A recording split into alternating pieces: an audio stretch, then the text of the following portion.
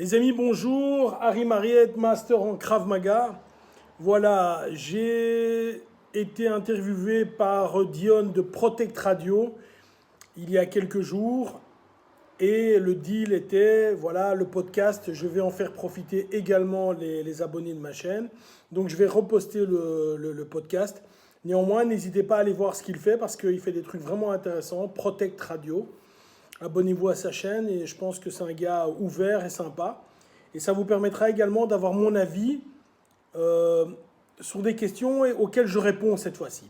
Voilà, je vous mets ça.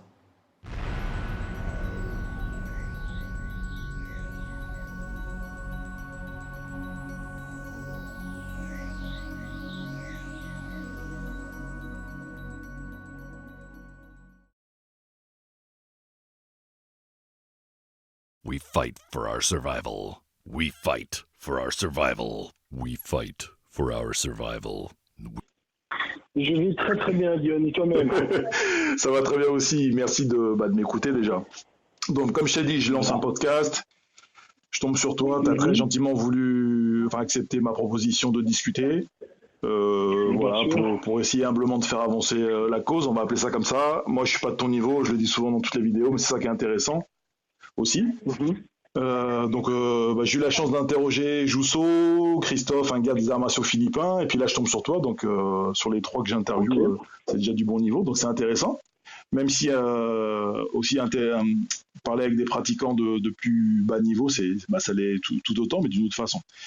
Donc, tu m'as proposé que je te pose des questions sur ta pratique, sur ta pédagogie, sur ce que tu fais. Est-ce que déjà tu peux te présenter s'il te plaît ?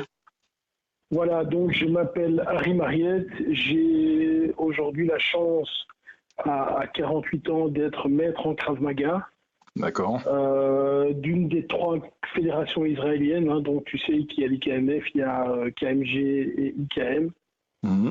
Ce sont les trois grandes fédérations internationales de Krav Maga. Quand je dis internationales, ça sous-entend qu'elles sont présentes dans de nombreux pays dans le monde. Évidemment, il y a en France la structure de Richard. J'ai un parcours qui est le suivant. Moi, j'ai commencé les arts martiaux j'ai envie de dire presque bébé ou en faisant du judo, mais j'ai commencé le karaté un peu sérieusement à 12 ans. J'ai fait 20 ans du karaté. J'ai également fait du jiu-jitsu brésilien en Belgique au moment où ça démarrait. J'en ai fait quelques années. Et j'ai fait évidemment du Krav Maga. En karaté, je te parle d'il y a quand même presque 20 ans d'ici. J'étais 3e dan en karaté il y a 20 ans. Aujourd'hui, tous mes amis sont 7e, 6e ou 7e ou 8e dan même. J'ai eu la chance d'être 2 fois champion de Belgique combat et vice-champion de Belgique et vice-champion d'Europe, excuse-moi, Shotokan en 92. Donc j'ai eu l'habitude du combat, et quand je dis Shotokan, c'était une académie Shotokan, on faisait encore des combats à main nue, donc à l'ancienne, quoi. KO, corps, ouais, voilà. Donc en disant gentiment, je sais ce que c'est un KO, autant le donner que le recevoir. Bien sûr. J'ai fait plus de 150 combats durant ma carrière d'étudiant. J'étais videur dans les soirées étudiantines, donc j'ai aussi vu ce que c'était de frapper des gens en vrai, etc. Tu vois ce que je veux dire? Ouais, bien sûr. Donc j'ai une expérience, je pense, assez réelle et réaliste de ce qu'est le combat, ou j'ai envie de dire la bagarre, ou en tout cas l'agression et la défense. Voilà, on va dire ça comme ça. Je pense que j'ai une vue assez réaliste. Je me consacre maintenant depuis 20 ans dans le Krav Maga, qui est vraiment la discipline dont je suis tombé amoureux, ce qui ne veut pas dire, et j'insiste là-dessus, j'ai pas le sentiment de détenir la vérité. Je pense pas d'ailleurs qu'il y a une vérité, mais qu'il y en a plusieurs. Et je pense que quelle que soit la pratique, à partir du moment où tu vas relativement haut, on se rejoint plus ou moins tous, tu sais. Donc, qu'est-ce qui t'a fait passer du Shotokan, même si c'était des Shotokan à l'ancienne? Je dis à l'ancienne pour ceux qui connaissent pas, c'est que voilà, le karaté Shotokan qui peut être décrit aujourd'hui dans sa formule compétition où c'est beaucoup de la touche, tout ça, t'as l'impression que les mecs n'appuient pas. Effectivement. Et bon voilà, après chacun c'est des super athlètes, mais bon chacun son truc quoi. Mais non, ce sont des athlètes, tout à fait, ce sont des athlètes, c'est le mot juste, ce sont des athlètes, ce sont des sportifs. Et moi, j'ai jamais revendiqué le fait d'être un athlète ou un sportif, j'ai toujours revendiqué le fait d'être un combattant, ce qui n'est pas du tout la même chose, évidemment. Mais qu'est-ce qui t'a fait quitter le karaté pour le Krav Maga? Alors voilà, ce qui m'a fait quitter, c'est ceci, c'est que tout d'abord, je continue sur le karaté Shotokan pour que tes auditeurs aient peut-être une vue plus claire. Ok. C'est du combat à l'époque avec de toutes petites mitaines ou pas de gants du tout, sans aucune protection, c'est-à-dire que tu n'as pas de protection génitale, tu n'as pas de dentier, tu n'as pas de protection corps, tu n'as pas de casque, tu n'as rien. Et si j'ai travaillé à l'époque, et puis j'ai travaillé en Songon Shobu, donc tu as 3 points pour gagner. Donc le premier qui était assis, Wazahari, avait gagné, mais j'ai fait l'essentiel de ma carrière en 2 points pour gagner. Et donc si là tu arrives en mettant un Gyakutsuki, donc un coup au corps, ou peu importe la technique, si tu arrives avec une technique au corps à plier ton adversaire, tu as de facto gagné. D'accord. Donc c'est quand même un karaté qui poussait un petit peu. Bon, on n'était pas des sauvages non plus, mais ça poussait un petit peu. Alors qu'est-ce qui m'a fait aller vers le Krav Maga, c'est que moi, j'ai une théorie qui est la suivante, c'est qu'il ne faut pas faire, moi j'ai pratiqué du karaté durant 20 ans, il ne faut pas faire du karaté 20 ans pour savoir se battre, évidemment. Tu apprends heureusement beaucoup plus rapidement. Et moi, j'étais toujours intéressé par les situations urbaines, c'est-à-dire que le karaté est quand même rempli de règles. Donc tu ne peux pas frapper en dessous de la ceinture, tu frappes avec les poings et avec les pieds, on démarre le combat à 2 mètres ou 3 mètres, etc. etc. Et moi je rêvais, avant que le Krav Maga n'existe, je rêvais d'une pratique qui était beaucoup plus réaliste, où effectivement il n'est pas forcé que je me batte contre une personne, mais que je puisse me battre ou avoir un conflit avec 2 ou 3 personnes en même temps. Il n'était pas du tout évident que ces personnes allaient venir en face de moi main nue. Moi, j'ai vécu une situation où, effectivement, je me suis retrouvé avec quelqu'un qui voulait me casser la gueule avec une batte de baseball. Donc, c'est des choses qui peuvent arriver dans la vraie vie. Et le karaté n'avait pas de réponse à ça. Tu comprends ?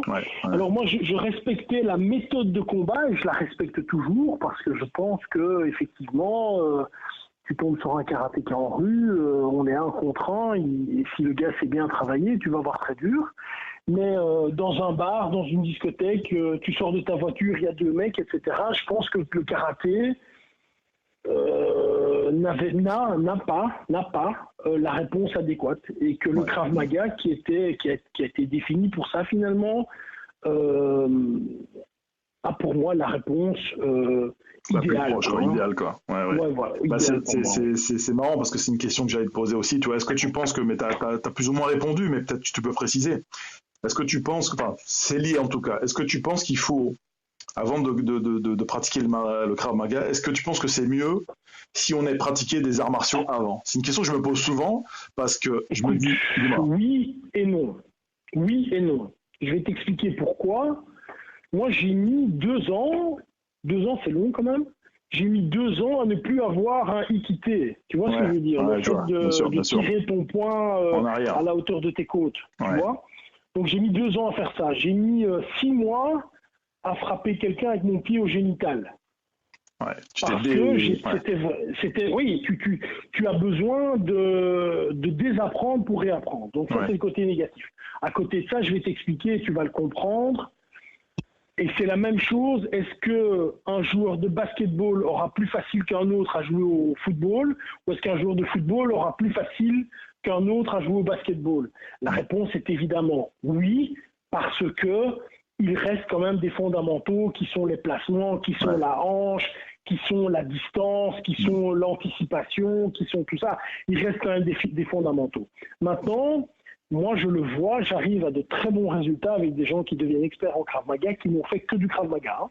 Ouais, parce qu'ils étaient neufs pour le coup, donc voilà, tu y arrives, et si tu as un bon instructeur, moi j'accorde de l'importance au combat, parce que je sais que c'est un petit peu ce qui nous est reproché, c'est qu'il y a toujours cette notion de sparring ou pas de sparring. Moi j'accorde de l'importance à ça. D'accord. Pas de trop non plus, c'est-à-dire qu'on ne fait pas 200 sparring par cours, mais j'essaie quand même d'avoir 3-4 sparring par cours. Donc je veux que les gens parcourent chez moi, ont systématiquement, ils ont joué quelques minutes ensemble, on a touché pied-point, etc. Mais j'adapte le sparring au Krav Maga, c'est-à-dire que chez moi, tu dois, lorsque tu fais du sparring, le coup de pied doit partir au génital, tu dois frapper des coups de talon au tibia.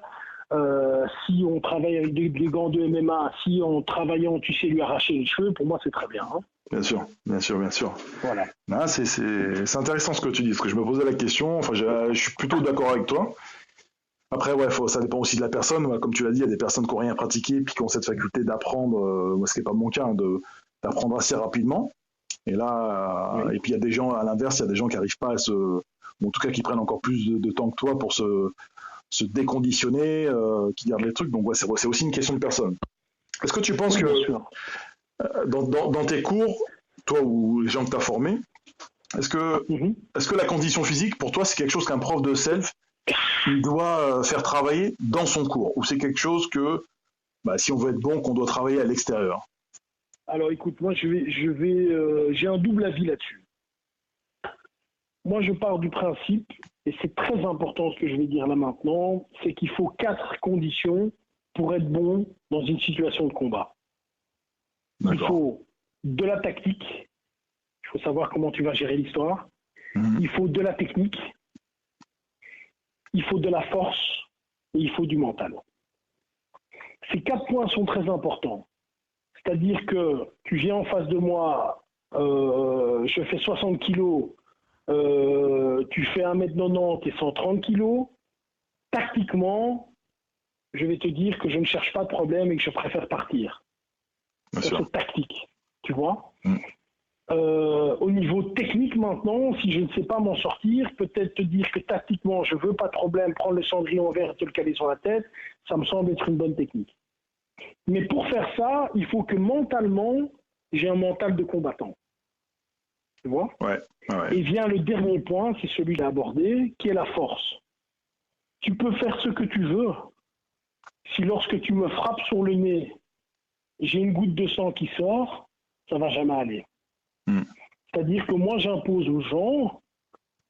Alors maintenant, j'ai une situation qui est un peu différente, parce que moi, je donne cours aux avancés chez moi et aux instructeurs. D'accord. J'impose aux gens de venir chez moi en ayant une condition physique. Je vais être très très franc avec toi, je pense que c'est moi qui ai la moins bonne condition physique de mon groupe d'instructeurs. J'ai des gens chez moi, j'en ai un par exemple qui a fait le challenge de 1000 burpees. Ok. Ouais. Tu imagines un petit peu la condition physique du bonhomme. Tu t'imagines. J'ai des mecs vraiment chez moi qui ont des bonnes conditions physiques. Maintenant, est-ce qu'il faut une grande condition physique pour être bon combattant ? Ça peut se discuter, mais il faut une condition physique minimum. Il faut arrêter de se mentir. Le gars qui sait pas claquer 10 pompes, qui sait pas faire 20 squats ou 30 abdos, ça va être ou difficile. qui sait pas courir 3 km, je suis désolé, on peut lui raconter ce qu'on veut, et c'est pour ça que il y a beaucoup de critiques au niveau du Krav Maga et de la self-défense en général. Je n'interviens jamais parce que une partie de ces critiques, je peux les comprendre. Et j'insiste sur les 4 points que je t'ai donnés, la force physique ou la condition physique, mais je la lie plutôt avec de la force, c'est-à-dire avec de la puissance. Ouais. C'est quelque chose de nécessaire. Bien sûr. Alors tu peux très bien être une femme de 50 kilos avec beaucoup de puissance, comme tu peux être un gars qui est trop enrobé, qui en fait 90 et qui en a aucune. Mais moi, j'ai besoin de gens avec qui je travaille qui ont une certaine puissance. Ouais. Et on a un échauffement chez nous où effectivement on travaille et on y va. Et moi, je te garantis que pendant le cours, les gens ils transpirent. Hein. Les gens, ils bossent. Hein. Ouais, mais ça se voit sur les vidéos. On en parlera tout à l'heure sur tes vidéos, là. D'accord. Ouais. C'est sûr que la condition... après, ça suppose aussi le 4e point, le mental, quoi. C'est comment tu... Mais oui, bien sûr. Moi, je fais de la muscu et maintenant, je suis un peu plus vieux. Je dois me faire opérer de la hanche. J'ai un peu tout qui est cassé. Je dois me faire opérer de la hanche bientôt. Maintenant, je fais encore du vélo couché. C'est tout ce que je sais faire. Mais je fais une séance de muscu. Moi, c'est la guerre, quoi. Hein. Ouais. C'est la guerre. Hein. Je m'entraîne. On me dit, écoute, c'est la guerre. Il y a un moment pour tout. Il y a un moment pour regarder la télévision et regarder Nabila et les anges, et puis il y a un moment quand même pour taper dedans. Ouais, c'est autre chose. Ouais, c'est clair. Ah, c'est un état d'esprit particulier. Les gens sont assez étonnés. Les gens qui sont pas dans ce monde de la scène, c'est vrai qu'ils nous prennent pour des tarés un peu là. Ça peut. De fait, c'est violent quoi, puisque tu dois être à même de gérer une attaque qui par définition est violente. Donc, ok. Tu vois, j'ai fait un petit podcast que tu as écouté sur le couteau. Et où je dis que, alors encore une fois, voilà, moi je suis pas instructeur ni rien, mais voilà, je regarde des vidéos, comme je suis un passionné, je regarde des vidéos, j'ai fait des entraînements aussi un petit peu, puis des fois j'ai été interloqué, quoi. Et écoute, dis-moi. Tu veux parler du couteau, et c'est un sujet que j'entends et que je vois, bien sûr.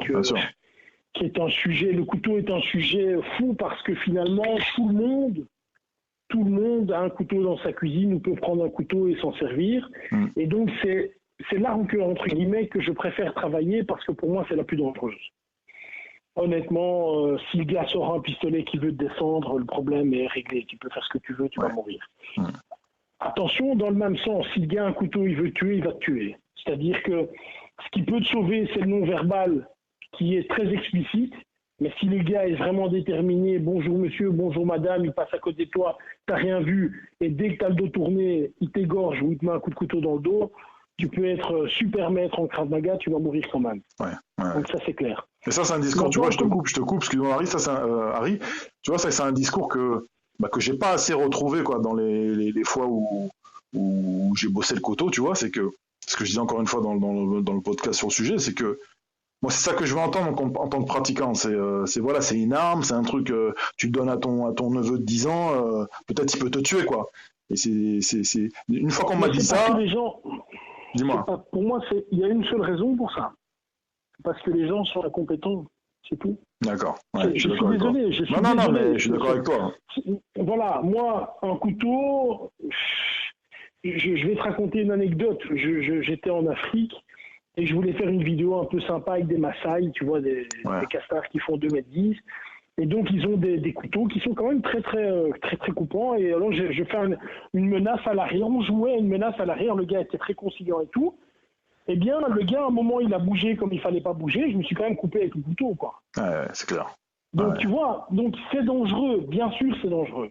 Maintenant, il faut savoir de quoi on parle. Est-ce qu'on parle de quelqu'un à qui tu as volé 200 000 euros, avec qui tu as couché avec sa femme, ou je sais, ou qui te suit, qui t'attend, et au moment, dans la pénombre, vient derrière dans ton dos, te donne un coup de couteau.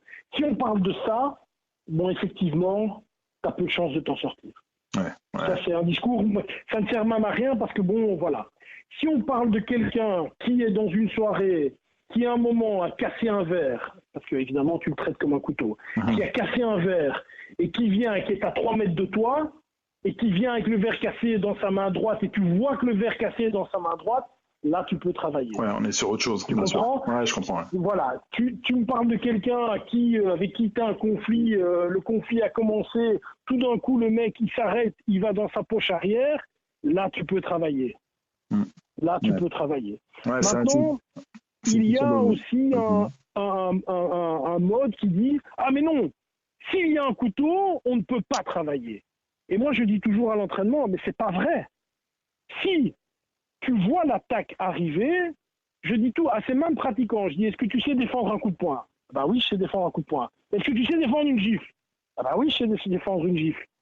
Mais si je te mets un couteau dans les mains, tu as une extension de 6 ou 7 cm ou 10 cm en plus. Si tu savais bloquer la main si elle était vide, mais tu sais toujours bloquer le bras, même s'il y a quelque chose qui est dedans. Bien sûr. Le problème, c'est, est-ce que j'ai pu anticiper ça ? Et donc, il y a des études, et je les connais aussi, on a pris 80 policiers, on les a agressés, et il n'y en a que 3 qui ont su se défendre correctement. Mais effectivement, moi je suis déjà étonné qu'il y en ait 3 qui ont pu se défendre.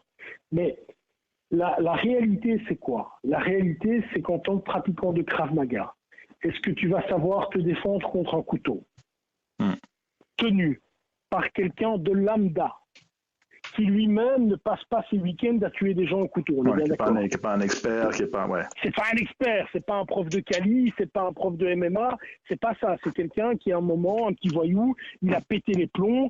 Et moi, j'ai des dizaines de vidéos que je montre à mes élèves où, effectivement, tu vois clairement que le mec, à un moment dans l'altercation, met sa main droite très clairement, va chercher la lame et fait un arc de cercle avec son bras pour balafrer la personne au visage, ou au contraire, fait un grand mouvement pour le piquer au niveau de l'abdomen. Ouais. Et donc là, on est dans des attaques extrêmement franches. Est-ce que là, un pratiquant de Krav Maga peut s'en sortir? La réponse est oui. D'accord.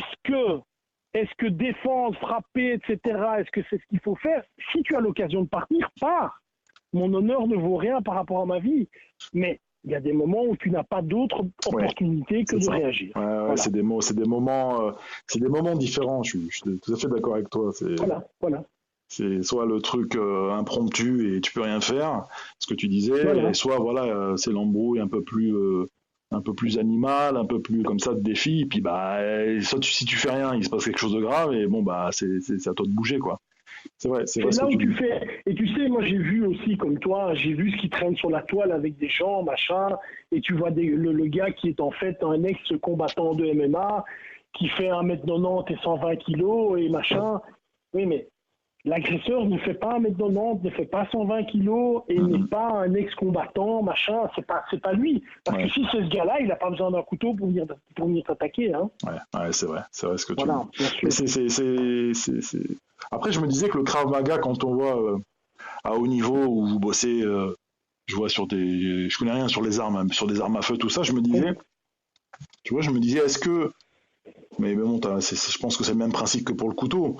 Je me disais, comme c'est militaire, je me disais, parce que c'est vrai qu'une arme, tu l'as dit toi-même tout à l'heure, mais il y a des moments où peut-être tu es obligé de bouger, quoi. C'est-à-dire qu'en imaginant le pire, on croise les doigts, mais je veux dire, le mec il est en train de tirer sur tout le monde et puis il te vise.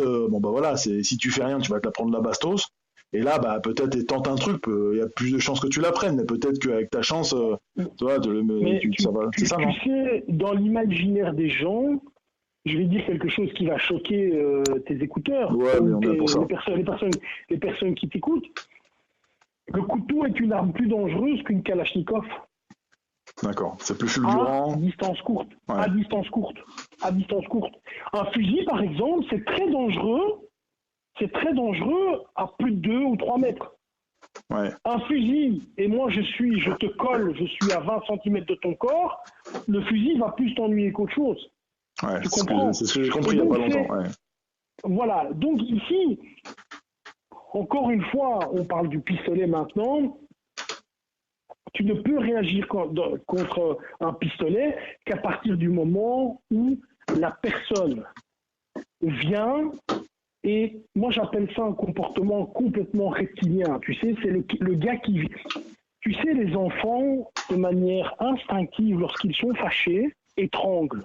Ouais. Tu sais ça, hein? Ouais. Ils vont et hop, ils étranglent leurs copains. Ils ne se rendent pas bien compte, parfois, les gars, mais ils étranglent. Et de manière également instinctive, quelqu'un qui t'en veut réellement peut très bien prendre son arme et te la coller sur le front avant de tirer, ou en tout cas te menacer. Ouais. Alors que la chose la plus intelligente qu'il avait à faire, s'il avait un pistolet, c'est de reculer, se mettre à 2 ou 3 mètres et ensuite te tirer dessus. Ouais. Donc là, s'il fait ça, bien sûr, tu peux être encore une fois super master en Krav Maga, tu ne sais rien faire. Mais dans les conditions où l'arme est à distance, où tu peux agir, où tu sais agir, et j'ai envie de te dire, où tu n'as pas d'autre possibilité que d'agir, parce que c'est de ça dont on parle, le Krav Maga peut évidemment t'aider. Je voyais une vidéo qui avait été postée par des gens d'Al-Qaïda où tu voyais, donc tu sais comment ça se passe, hein, ils prennent les prisonniers, bon, c'est un peu horrible à expliquer, mais ils les mettent à genoux, et il y a un gars qui vient avec une calache et hop, il lui met une balle dans la tête, puis le gars d'après. Et le dernier gars, ne me demande pas comment il a fait, je n'en sais strictement rien, il avait su défaire ses liens. Alors je l'ai vu cette vidéo, elle est assez incroyable. Ah bah voilà. Pour te dire, je l'ai vu, pour te dire, je me suis dit, est-ce que c'est un fake ou pas? Et j'ai pas l'impression. Donc, j'ai pas l'impression. Ouais. Ah non, moi je pense pas. D'ailleurs, tu ne vois pas la fin de l'histoire. Ouais, parce que tu vois que le mec il filme, il panique. Voilà. Mais donc, tu vois, c'est la preuve en situation réelle c'est la preuve en situation réelle que quelqu'un qui agit a une possibilité. Moi, je ne vends pas du 100%. Moi, je suis pas Dieu. Ouais. Moi, je t'apprends les techniques, je te montre comment il faut faire, je te montre ce qui a le plus de chances de fonctionner. Mais évidemment, au plus le niveau de dangerosité est haut, plus on prend des risques. Bien sûr. Bien sûr. Mais cette vidéo m'avait assez étonné. Mais bon, le mec, voilà, il s'est dit, je vais y passer, et il y serait passé de toute façon. Voilà. Et puis bon, voilà, il a agi. C'est vrai que, et en même temps, ce switch mental là, tu vois, c'est quelque chose. Tu me donnes ton avis. J'ai l'impression que c'est quelque chose que tu peux pas, que pour le coup tu peux pas travailler, quoi. On peut en parler comme on en fait là. On t'en parle sûrement à tes élèves. Mais tu vois, ce switch où tu passes de la victime au mec qui agit, je vais pas dire le bourreau parce que on veut pas avoir de problème. C'est un truc. J'ai l'impression que c'est comme si c'était inné, ou pas d'ailleurs, mais ça dépend de ton éducation, ça dépend de. Qu'est-ce que t'en penses de ça? Tu penses qu'on peut? Moi, je pense, je vais te dire un truc qui est très rigolo. J'étais quelqu'un de relativement, malgré le fait que j'étais déjà un bon combattant, j'étais quelqu'un de relativement gentil. D'accord. Jusqu'au moment où, à 19 ans, je me suis fait casser la tête par 10 gars. Ouais, t'en as parlé dans une de tes vidéos d'ailleurs. Voilà, Ouais. exactement. Ça c'est d'ailleurs très très mal maintenant, il y a très longtemps, mais moi j'ai crevé l'œil de quelqu'un, j'ai été dans le coma, c'était vraiment quelque chose de très sérieux. Bien sûr. Et je dois avouer qu'après ça, pas directement après, mais après ça, j'ai développé ce côté de s'il faut y aller, tu sais, il y a le livre des samouraïs qui dit, Hagakure, qui dit, je pense que c'est la première page, si un jour tu dois choisir entre la vie et la mort, choisis la mort. Ouais. Alors, le gars qui ne connaît pas les arts martiaux ne peut pas comprendre, mais ça sous-entend que si dans ta tête tu es déjà mort, tu vas tout tenter pour justement survivre. C'est-à-dire que tu n'auras plus de limite, tu vas tout essayer. Et c'est vraiment l'état d'esprit que tu vas. Je pense que je l'ai, mais je pense que je ne suis pas du tout le seul à l'avoir. Quelqu'un qui a déjà été confronté au combat, au chaos, aux frappes dures, sait à quel point ça fait mal, sait à quel point ça peut être handicapant, et sait à quel point il n'a plus envie que ça se reproduise. Ouais, c'est clair. Tu comprends? Ouais, et je pense que ça aide. On va jamais faire d'un mouton un guépard, mais je pense que ça aide à avoir ce switch qui dit, bon, maintenant, il faut y aller, et on met notre éducation, on met les bonnes manières, on met tout de côté, et on va travailler comme un lion travaillerait avec une hyène, quoi. Bien sûr. Voilà. Alors, il y a quelque chose que j'aime, bon, je te cache pas, je suis assez fan de tes vidéos. Non pas parce que, tu vois, je suis même devant là pour te dire, non pas pas tant pour les trucs techniques d'ailleurs que tu montes pas trop, ou peut-être des anciennes vidéos, mais j'aime bien ton approche, notamment, tu vois, celle de relativiser. Alors c'est peut-être pas le bon mot, mais quand tu parles des combats qu'on voit, des combats organisés, tu vois, un peu MMA dans des stades, je crois que c'est, comment il s'appelle, on ne me rappelle plus ce youtubeur là. Et j'aime bien ce que tu as dit, quand tu as dit que on joue pas avec ça, quoi, tu vois. Même si nous sommes des gens, hommes ou femmes, on aime bien le combat et tout. Et c'est vrai que le vrai combat, entre guillemets, même si là ça reste un combat sportif, sportif, presque pas, faut pas jouer avec ça parce que ça peut impliquer des blessures, tu vois. Et moi, quand je vois ça, j'hallucine. Bon, on est un peu pas de la même génération, mais je me dis, purée, les jeunes, là, d'un côté, c'est bien parce que c'est des jeunes qui en veulent, mais ça va dans la mauvaise direction, quoi. C'est-à-dire qu'un mauvais coup, là, tu mets un coup de genou dans le truc, tu vois. C'est dommage. Je trouve que c'est dommage tout ça. Les gens ne se rendent pas compte, à cause justement des vidéos de MMA, etc., que la réalité, c'est les gars, après le combat, ils partent à l'hôpital. Ouais. D'accord? Ouais. On est bien d'accord, je le dis comme je le pense, ces gens sont en général tous, je dis bien tous, chargés. Ouais, c'est clair. Tous. C'est clair. Moi, je vois les physiques. Tu me fais pas croire que tu es sec. Tu me fais pas croire que tu vas à la pesée et que tu prends en un jour 8 kilos, 9 kilos et que tu arrives ensuite à te battre 25 minutes. Écoute, personne ne croirait, ça c'est impossible, enfin peu importe. Et ici, tout ça fait partie d'un jeu. C'est un jeu qui organise. Bon, c'est évidemment, je prends n'importe qui du UFC qui se met en face de moi, je suis certain qu'il me tue. Hein. Mais ça fait partie, en tout cas dans les règles de l'UFC, ça fait partie d'un jeu qui est, voilà, on fait du spectacle, on fait de l'argent, on s'est rendu compte que les coups toile fixe avec les coups de coude, etc., c'est trop dangereux, on les arrête. On s'est rendu compte que frapper avec les pieds dans le visage ou même dans le corps, lorsque tu es au sol, c'est trop dangereux, on les arrête. On s'est rendu compte que frapper des coups génitales, même si le gars a la coquille, c'est trop dangereux, on les arrête. On s'est rendu compte que les doigts dans les yeux, maintenant, tu vois, il y a des spécialistes. Moi, j'adore le MMA, mais John Jones, c'est un spécialiste. Dès qu'il a un petit peu de problème, qu'est-ce qu'il fait? Il tend ses doigts et hop, t'as l'autre qui se ramasse un doigt dans l'œil. Et qu'est-ce que l'autre fait? On doit arrêter le combat 5 minutes. Ou quand il ramasse un coup dans les génitales, tu vois même les grands castards, ils sont par terre, ils sont en train de pleurer. On doit arrêter le combat 5 minutes. Bien sûr. Et ça veut dire quoi, les gars? Ça veut dire que tu peux être costaud comme tu veux. Tu ramasses un coup génital, t'es KO. Tu ramasses un doigt dans l'œil, t'es KO. Tu ramasses un coup de pied au visage, t'es au sol, t'es KO. C'est bien la preuve que, on joue avec des choses où effectivement, on n'est pas dans la réalité non plus au MMA. Mais à côté de ça, pour moi, c'est un beau spectacle. C'est quelque chose moi, je regarde évidemment, je suis un grand fan, je suis vraiment un grand fan. Mais c'est pas ça le vrai combat, parce que ça va jamais se passer comme ça. Tu vas aller au restaurant avec ton épouse, il y a des louvards qui vont venir t'ennuyer, ils seront 2 ou 3 autour de toi, il y en a un qui risque de sortir une lame, te la mettre contre la gorge. MMA ou pas MMA, c'est autre chose. C'est autre chose. C'est autre chose. C'est autre chose. Donc, et puis tu avais fait une vidéo aussi, une vidéo, tu avais appelé ça, et le chaos que j'avais bien aimé aussi, le chaos et après.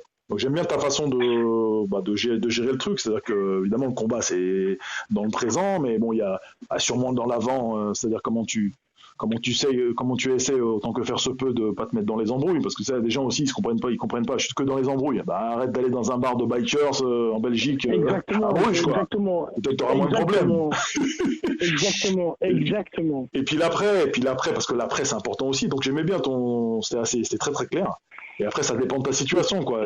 Comme tu l'as dit, tu es dans un quartier chaud. Il y a une anecdote en Belgique qui vient d'arriver. J'ai plus le nom du combattant, mais c'est un combattant de boxe thaï qui a été champion du monde, un Belge, un gars, une personne très bien, c'est pas le problème. Il est sur une place, il se fait piquer son portefeuille par un pickpocket. Bon, évidemment, suit ce qu'on pense qui va arriver. Le pickpocket est KO. Le gars termine, il a été pris en prison. Il est inculpé, il n'est pas coupable encore, mais il est inculpé de coups et blessures. Le combattant a été inculpé de coups et blessures sur le voleur. Alors, ça a l'air un peu rude, et puis après, tu suis la suite de l'article et tu te rends compte que le voleur a une fracture du crâne et est à l'hôpital entre la vie et la mort. Voilà, il faut se rendre compte que quand tu frappes quelqu'un, la tête, c'est pas tout à fait fait pour être un punching ball. Si tu as eu des enfants, tu le sais très bien. Moi, j'ai pris mon fils quand il était plus jeune. À un moment, ça nous est tous arrivé. Il a laissé tomber sa tête sur mon nez. T'as les larmes qui coulent, ça fait mal. On parle d'un bébé. Voilà, et on parle d'un bébé qui fait 4-5 kilos. Ouais, mais j'ai la même anecdote avec mon fils. Il était dans le lit, il s'est retourné, il m'a mis un coup, j'ai vu les étoiles. Carrément, quoi. Ouais, voilà. Et on parle pas d'un Malabar qui fait 100 kilos et qui est entraîné, etc. Donc, allez, un coup au visage, ça fait très mal et il faut en tenir compte. Il faut simplement en tenir compte. Qu'est-ce que tu penses de la... Alors, je suis pas au fait de la législation, tu vois, sur la légitime défense en Belgique. Après, comme vous êtes nos cousins, mais avec vos trucs, peut-être que c'est proche, peut-être que c'est pas loin parce que vous n'êtes pas que nos cousins. C'est la même chose. C'est-à-dire que ça doit être effectivement dans le même temps, proportionnel, etc. D'accord. C'est la même chose. Et je pense que c'est assez logique. Ouais, c'est logique, mais après, je sais pas comment les juges. J'en discutais justement avec Christophe, le spécialiste, lui c'est plutôt arts martiaux philippins, qui bosse dans le droit justement. Oui. Et c'est vrai que il a affaire avec des juges, il le dit dans le podcast. Et des fois, les juges comprennent pas, quoi. C'est-à-dire qu'ils s'en tiennent à mais évidemment, c'est toujours très simple d'avoir des jours et des jours pour analyser un dossier et se dire qu'on aurait pu faire autre chose. Ça, c'est très simple. Et toi, tu es dans la seconde, dans l'instant. Parce qu'on sait très bien que c'est moins qu'une seconde. Pour tes auditeurs, il faut savoir qu'un combattant moyen donne 4 coups par seconde. D'accord. Il y a des champions qui en donnent 10 des coups par seconde. Donc, ça va très vite. Ce que je veux dire, c'est que ça va très vite. C'est-à-dire que toi, ton temps de réaction, il est ultra faible et tu dois réagir. Alors, après, le juge vient... comme je dis toujours, il n'y a pas une jauge que tu vas avoir dans ton poing ou dans ton pied pour dire ah ben oui, je vais un peu le blesser, je vais le mettre KO, je vais le mettre KO un peu plus fort ou je vais le tuer. C'est très difficile. Tu frappes quelqu'un, tu ne sais pas quelle va être la conséquence de ton coup, malheureusement. Ouais. Mais à côté de ça, donc ça, je vais dans ton sens et je trouve que la législation, etc., c'est pas cool. Mais à côté de ça, on ne peut pas non plus laisser un Far West s'installer. Ouais, c'est ça la difficulté. Voilà, et donc je suis mitigé. Tu sais, moi je suis un peu plus vieux maintenant. Avant, j'avais des avis très tranchés, et l'avis qui était la loi c'est pas bien, etc. Et puis en vieillissant, tu te dis bon bah il faut quand même ménager la chèvre et le chou, quoi. Ouais. Après, en France, ça a évolué un petit peu au niveau des policiers. Hein. J'ai des amis qui sont policiers. Et ça vaut aussi pour les gendarmes. Tu sais, par exemple, bon, c'est de la self-défense, mais là, armée pour le coup. Mais tu sais, quand on regarde la balistique, on regardait si le voyou s'était pris une balle dans le dos. Et dès que c'était dans le dos, ça voulait dire que tu avais tiré dans le dos et donc c'était pas de la légitime défense. Tu sais, il y a eu des longs débats en France par rapport à ça. Il semblerait que depuis quelques mois ou peut-être un an, ça a évolué, mais bon voilà, mes potes policiers me disaient que voilà, les mecs de la rue, ils avaient compris que ça marchait comme ça, et donc les mecs, ils te tiraient, bon là, évidemment, voilà, ils se retournent, ils courent, et puis il a le bras en arrière comme ça, ou le bras en dessous l'aisselle, et puis il te tire dessus, tu vois. Donc c'est vrai que bon, ça prend du temps à évoluer, quoi. Mais bon, ça va, a priori, en tout cas sur ce point-là, c'était dans le bon sens. Une dernière question, parce que je ne vais pas te tenir la grappe trop longtemps. Dernière, regarde. Dernière. La question qui tue, ou pas. Est-ce que tu trouves que la Belgique est un pays dangereux? Non. Non, d'accord. Non. J'ai été dans d'autres pays, moi j'ai beaucoup voyagé, la Belgique n'est pas un pays dangereux. Maintenant, évidemment, en Belgique comme ailleurs, il y a des quartiers où en te baladant, tu as quasi 100% de chance d'avoir des ennuis. D'accord. Mais la Belgique n'est pas un pays dangereux. La Belgique est un pays fantastique, surtout pour les arts martiaux, parce que, à l'inverse de la France, et les gens ne peuvent pas toujours le comprendre, mais je vais l'expliquer. Moi, je prends l'exemple de Gabinois. Gabinois vient ici 4 fois par an, et tous les instructeurs s'entraînent avec lui 4 fois par an, 2 jours. Parce que la distance, moi je suis à Bruxelles, la distance c'est, je pense, 120 km de rayon, j'ai fait le tour de la Belgique. Okay. Quand tu es dans un pays comme la France, c'est pas possible. Tu vois, moi j'ai une très grosse organisation, j'ai 55 instructeurs, ça bouge très fort en Belgique. Tous les dimanches, je donne cours à mes instructeurs, il n'y a aucun problème pour qu'ils soient là parce que, allez, les distances, c'est très court. Si on doit faire la même chose en France, ben, c'est simplement impossible, quoi. Ouais. Tu vois, donc la Belgique, je vais te dire, la Belgique est un super pays. Il y a des côtés beaucoup moins bien. La taxation est pire qu'en France, par exemple. La taxation sur le travail. D'accord. Ouais, je te le dis. La taxation sur le travail, c'est pire qu'en France, mais on n'a pas d'impôt sur la fortune. C'est pour ça qu'il y a beaucoup de riches Français qui viennent habiter en France. D'accord. On a des quartiers très chouettes, on a des quartiers pas chouettes du tout. Ça, je pense, comme dans tous les pays. On a moins de banlieues et de tours et de choses comme ça qu'en France. La Belgique est un pays qui est comme la France, comme la Suisse, c'est un pays qui est encore relax, comme les pays, je pense, nordiques, etc. On n'est pas comme dans certains coins d'Irlande ou d'Italie ou d'Espagne, où vraiment là il y a, ou encore pire, pays du Maghreb, etc. Encore pire, pays d'Afrique ou d'Amérique du Sud. Après, pour en finir, je pense que, enfin même pas je pense, j'en suis sûr, pour rester sur le combat, vous avez... Vous les Belges et puis aussi les Hollandais, je trouve vous avez un esprit de combat, un esprit combatif que nous on n'a pas. Tu vois, et ça remonte très très loin, Harry, parce que regarde, quand tu lis La guerre des Gaules, tu vois, par Jules César, même il parle de vous, tu vois, il dit les Belges et tout, c'est compliqué, tu vois. Mais là, moi je suis en désaccord, je pense qu'un homme est un homme. Et j'ai rencontré des grands combattants et d'ailleurs, en France, vous avez des grands combattants. Mais c'est une grande question. Je pense que on a des bons. C'est un problème d'hommes. C'est pas un problème de pays. D'accord. Tu vois ce que je veux dire? C'est un problème d'hommes. Et des hommes, malheureusement, je suis désolé de le dire pour les gens qui écoutent ça, mais des hommes, il y en a de moins en moins. Voilà. C'est clair. Ne lance pas sur le débat parce qu'on va rester 3 heures. Allez, cette fois-ci, Lyon, je te laisse. Ouais, okay, merci beaucoup. Allez, ta fédération IKM, ton site YouTube, chaîne Self Défense IBM Krav Maga. Merci beaucoup, Harry Mariette. Au revoir. Merci, salut, ciao. bye bye.